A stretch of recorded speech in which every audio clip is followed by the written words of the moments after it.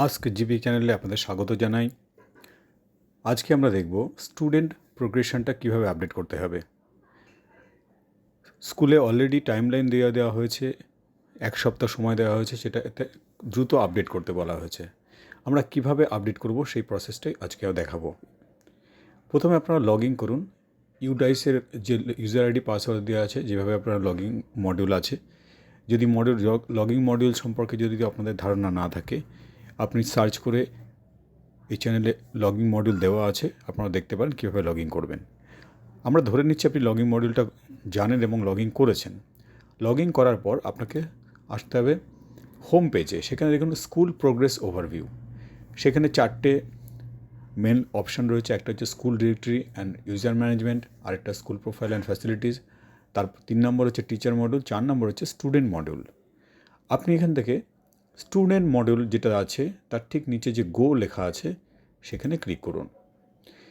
যখনই আপনি স্টুডেন্ট মডিউলে ক্লিক করছেন, আপনাকে একটি অন্য পেজে নিয়ে যাওয়া হবে। সেখানে আপনি দুটো পেজ পাচ্ছেন, একটা 2026-27 মানে কারেন্ট সেশন, আরেকটা পাচ্ছেন প্রিভিয়াস সেশন মানে 25-26 জন্য। এখন যে রিসেন্ট অর্ডার ইস্যু করা হয়েছিল সেখানে বলা হয়েছিল 26-27 মানে কারেন্ট অ্যাকাডেমিক ইয়ারটাকে আপডেট করতে বলা হয়েছে। আপনি কারেন্ট অ্যাকাডেমিক ইয়ারের উপর ক্লিক করুন। এরপর আপনি চলে যাবেন সোজা ড্যাশবোর্ডে।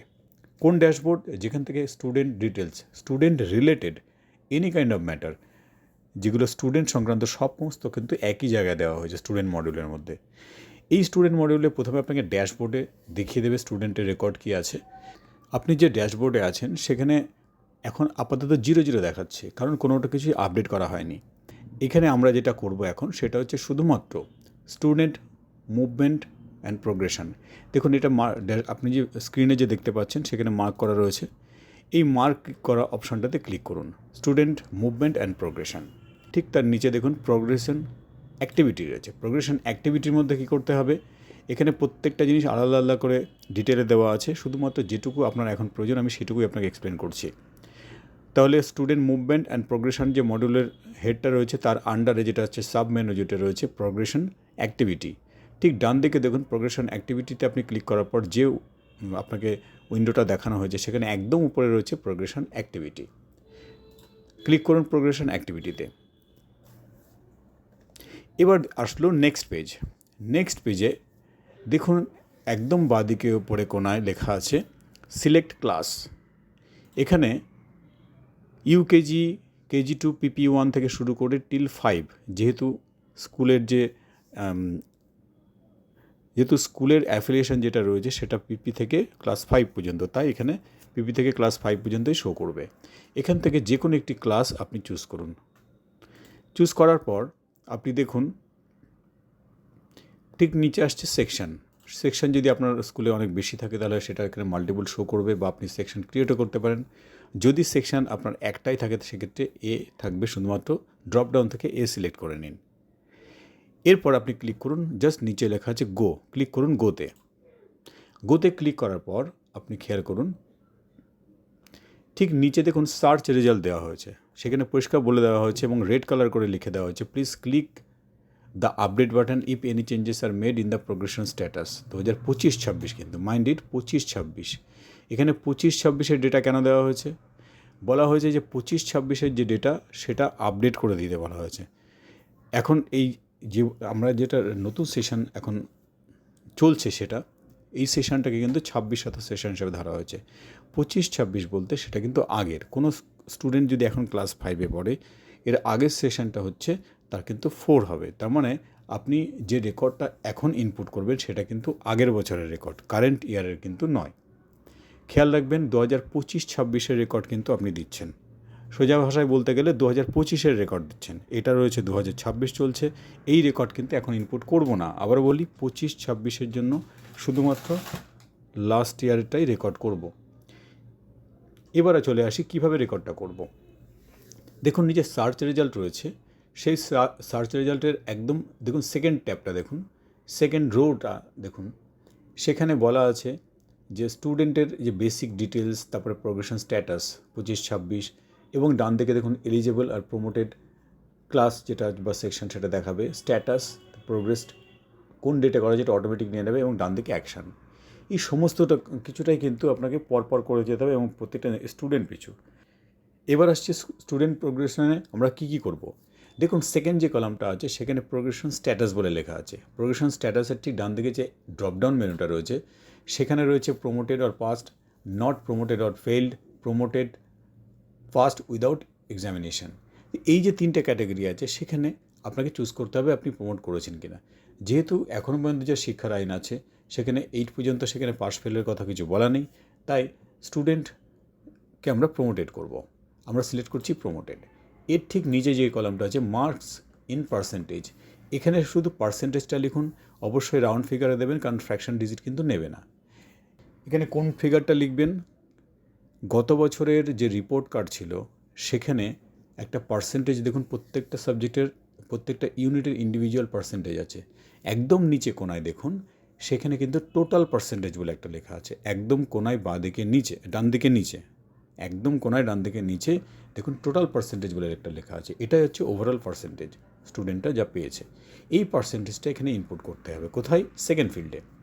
Third field number of days school attended, এটা হচ্ছে একটা ইয়ারে অর্থাৎ 2025-এ যতগুলো ওয়ার্কিং ডে ছিল মানে ইনস্ট্রাকশনাল ডে যেগুলো ছিল সেই ডের মধ্যে সেই স্টুডেন্টটা কতদিন প্রেজেন্ট ছিল সেই অ্যাটেন্ডেন্সটা এখানে দিতে হবে। আরেকবার বলছি, লাস্ট ইয়ার মানে 2025-এ যতগুলো ওয়ার্কিং ডে ছিল মানে ইনস্ট্রাকশনাল ডে ছিল তার মধ্যে ওই স্টুডেন্টটা কতদিন উপস্থিত ছিল স্কুলে শুধুমাত্র সেই ফিগারটা দিতে হবে। মনে রাখবেন এটা কিন্তু পার্সেন্টেজে করতে হবে না, শুধুমাত্র ফিগারটা দিতে হবে। ধরে নিচ্ছি টোটাল ওয়ার্কিং ডেজ ছিল 200 ডেজ, তাহলে এর মধ্যে থেকে ইনস্ট্রাকশনাল ডেজ হয়তো রয়েছে 197। তাহলে একটি স্টুডেন্ট যদি আসে অর্থাৎ ম্যাক্সিমাম দিনই যদি সে আসে তবুও আমরা 190-র কাছাকাছি দিতে পারি বা 180-র কাছাকাছি দিতে পারি। তাহলে দেখা যাচ্ছে একটা স্টুডেন্ট যেভাবে আসছে সে যদি 180 হয় বা 150 হয় যাই হোক সেইখানে লিখে দেবো 150 হলে 150, 160 হলে 160, যেটা সে আসবে। এটা কিন্তু পার্সেন্টেজ নয়। থার্ড ফিল্ড যেটা রয়েছে সেটা হচ্ছে স্কুলিং স্ট্যাটাস। এখানে ক্লিক করলে আপনি দেখতে পাবেন দুটো অপশান রয়েছে, স্টাডিং ইন সেম স্কুল আর আরেকটা অপশান রয়েছে left school with TC or without TC. এখানে যদি স্টুডেন্টরা আপনার স্কুলে পড়ে থাকে মানে এখন যদি প্রেজেন্টলি তারা স্টুডেন্ট হয়ে থাকে সেই স্কুলের, অবশ্যই আপনি স্টাডিং ইন সেম স্কুল করবেন। কিন্তু যদি দেখা যায় যে কোনো স্টুডেন্ট যদি টিসি নিয়ে থাকে তাহলে এখানে এই টিসির অপশানটা দিতে হবে। টিসির অপশানটা দিলেই কিন্তু আপনাকে বলবে যে কোন রিজনের জন্য সেই স্টুডেন্টটা ট্রান্সফার নিয়েছে। সে লেখা আছে ফ্যামিলি রিলোকেশন অর ট্রান্সফার, এরকম দেখুন অনেকগুলো রিজন দেওয়া আছে। এই যে 6টা রিজন দেওয়া আছে তার মধ্যে থেকে আপনাকে একটা চুজ করতে হবে। যদি সে অন্য জায়গায় শিফট করে যায় বা টিসি হিসেবে দেখান, আর যদি সেম স্কুলে পড়ছে দেখান তাহলে কিছু চাইবে না, পরে অপশানটা অটোমেটিক ডিসেবল হয়ে যাবে। তাহলে 4টে ফিল্ড আমরা বললাম, প্রথমটা প্রোগ্রেশন স্ট্যাটাসে প্রমোটেড দেবো, পরেরটাতে পার্সেন্টেজ অফ মার্কস দেবো টোটালটা, এবং থার্ড ফিল্ডে দেবো কতদিন সে অ্যাটেন্ডেন্সে মানে থার্ড ফিল্ডে আমরা দেবো সে কতদিন উপস্থিত ছিল স্কুলে। ফোর্থ ফিল্ড যেটা রয়েছে সেখানে হচ্ছে সেম স্কুলে পড়ছে কি না কিংবা টিসি নিয়েছে। এরপরে পরের কলমটাতে আসুন, এখানে দেখুন লেখা আছে সেকশন। যদি আপনার স্কুলে অন্য অনেক সেকশন আছে মনে করুন ABCD 4টে সেকশন রয়েছে, তাহলে আপনাকে প্রপার সেকশনটা নিতে হবে ওই স্টুডেন্টের জন্য কোন সেকশনে সে ছিল। এখানে যেহেতু একটাই বাই ডিফল্ট ক্রিয়েট করা থাকে তাই সেকশন A নিয়ে নেওয়া হলো।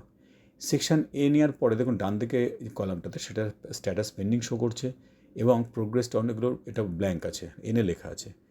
এই যে পুরো ব্যাপারটা হলো যে ডেটাগুলো ইনপুট করলাম এবং সেকশন সিলেক্ট করলাম, তারপরে একদম ডান দিকে দেখুন ব্লু কালারের যে আপডেট অপশানটা ব্লু কালারের এনেবল রয়েছে, ওই আপডেট অপশানটা ক্লিক করতে হবে। মানে হলো এই পেজে এই পার্টিকুলার একটা স্টুডেন্টের প্রথম যে স্টুডেন্টটা নিলাম আমি, সেই স্টুডেন্টের 4টে ফিল্ড ফিল আপ করার পর ডান দিকে সেকশনটা চুজ করলাম, করার পর শুধুমাত্র আপডেটে ক্লিক করব। কেন আপডেটে করব? আপডেট করা মানে হচ্ছে স্টুডেন্টের রেকর্ড কিন্তু আপডেট করলাম মানে মডিফাই করলাম। এই রেকর্ড শুধুমাত্র মডিফাই হলো, কিন্তু মনে রাখবেন শুধুমাত্র মডিফাই হলো, এটা কিন্তু ফাইনাল হলো না।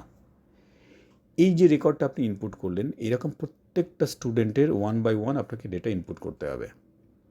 করা হয়ে গেলে তারপর একদম নিচে চলে আসুন, পেজটির একদম নিচে আসুন, আপনার স্টুডেন্ট সংখ্যার উপর ডিপেন্ড করছে কতটা নিচে যাবে। এবার লাস্ট যে স্টুডেন্ট রয়েছে তার ঠিক নিচে একটা অপশান রয়েছে ফাইনালাইজ, আপনি এতক্ষণ যদি 50টা স্টুডেন্টের ডেটা এন্ট্রি করে থাকেন, মানে তাদের 4টে করে ফিল আপ করে থাকেন, তাহলে এই পুরো ডেটাটা আপনি প্রত্যেকবারই আপডেট করেছেন। কিন্তু দেখুন, এই প্রত্যেকটা আপডেটের সঙ্গে সঙ্গে আপনাকে ডান দিকের আপডেটটা ক্লিক করেছিলেন, এটা কিন্তু ডেটাবেসে সেভ হয়ে নিয়ে ড্রাফট হিসেবে রয়েছে। আপনি যখন ফাইনালাইজ ক্লিক করবেন, তখন এই পোর্টাল যে কোনো অল ওভার ইন্ডিয়া যে কোনো জায়গা থেকে অ্যাক্সেস করুক না কেন অ্যাডমিনিস্ট্রেশন, তারা কিন্তু দেখতে পাবে যে স্টুডেন্টের ডেটা আপডেট হয়েছে, মানে মার্কস, পার্সেন্টেজ, অ্যাটেন্ডেন্স সবটাই কিন্তু তারা দেখতে পাবে। সুতরাং মনে রাখবেন, শুধুমাত্র আপডেট করলে কিন্তু হবে না, আপনাকে ফাইনালাইজও করে দিতে হবে। নির্দিষ্ট সময়ের মধ্যে ফাইনালাইজ করলে তবে কিন্তু ডেটাটা অ্যাডমিনিস্ট্রেশনের কাছে অ্যাভেলেবেল হবে বা সার্কেল অফিসের কাছে ভিজিবল হবে অ্যাটলিস্ট। এটা যদি সিলেক্ট না করা হয় ফাইনালাইজ, তাহলে কিন্তু আপনার কাজটা ইনকমপ্লিট রয়ে গেল। মনে রাখবেন, ফাইনালাইজ কিন্তু করতেই হবে সমস্ত ডেটা এন্ট্রি হয়ে গেলে তারপর। এই ছিল আজকের ভিডিও। যদি ভিডিওটি ভালো লাগে অবশ্যই সাবস্ক্রাইব করুন, শেয়ার করুন, এবং আপনাদের জন্য কোনো কোয়ারিজ থাকে, কোনো অসুবিধা হয়, আপনারা কমেন্ট করতে পারেন, হোয়াটসঅ্যাপ করতে পারেন। আশা করি ভিডিওটি আপনাদের হেল্প করবে এবং পরবর্তী প্রত্যেকটা মডেল ইন ডিটেল আসছে, তো সঙ্গে থাকবেন। ধন্যবাদ।